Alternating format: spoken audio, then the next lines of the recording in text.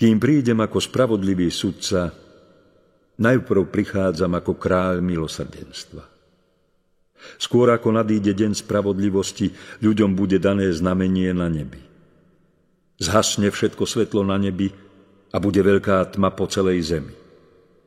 Vtedy sa objaví na nebi znak kríža a z otvorov, kde boli prebodnuté ruky a nohy Spasiteľa, bude vychádzať veľké svetlo, ktoré bude po nejaký čas osvetľovať zem. Bude to krátko pred posledným dňom. Nech vkladajú nádej do môjho milosrdenstva najväčší hriešnici. Oni majú prednostné právo na dôveru v priepasť môjho milosrdenstva. Dcéra moja, píš o mojom milosrdenstve utrápeným dušiam. Duše, ktoré sa odvolávajú na moje milosrdenstvo, mi spôsobujú radosť. Takým dušiam dávam viac milosti, než si želajú. Nemôžem trestať.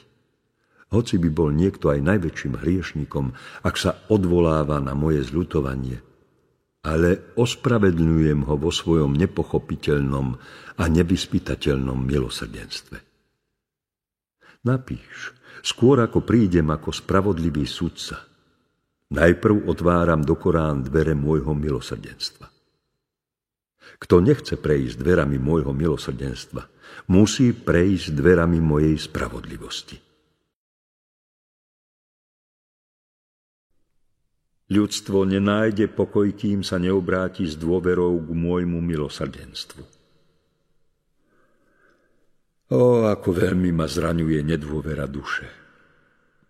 Taká duša vyznáva, že som svätý a spravodlivý, ale neverí, že som milosrdenstvom, nedôveruje v moju dobrotu.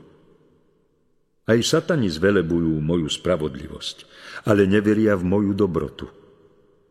Moje srdce sa raduje z titulu milosrdenstvo. Ráno počas rozjímania ma obklopila Božia prítomnosť zvláštnym spôsobom.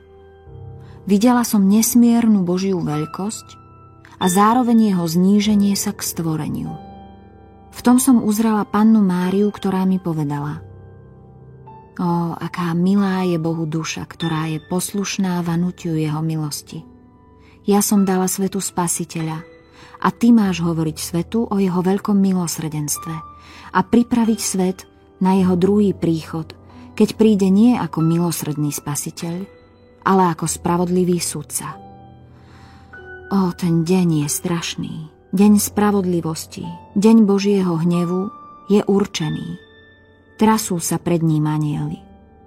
Hovor dušiam o tomto veľkom milosrdenstve, kým je čas zľutovania. Ak ty budeš teraz mlčať, v ten strašný deň sa budeš zodpovedať za veľké množstvo duší. Príde chvíľa, keď toto dielo, na ktorom Bohu tak veľmi záleží, bude takmer zničené. Potom Boh zasiahne s veľkou silou, ktorá vydá svedectvo pravde.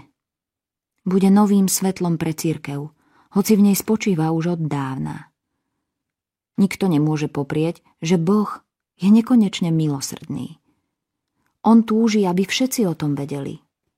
Skôr ako príde druhý raz ako sudca, chce, aby ho duše najprv poznali ako kráľa milosrdenstva. Boh však slúbil veľkú milosť.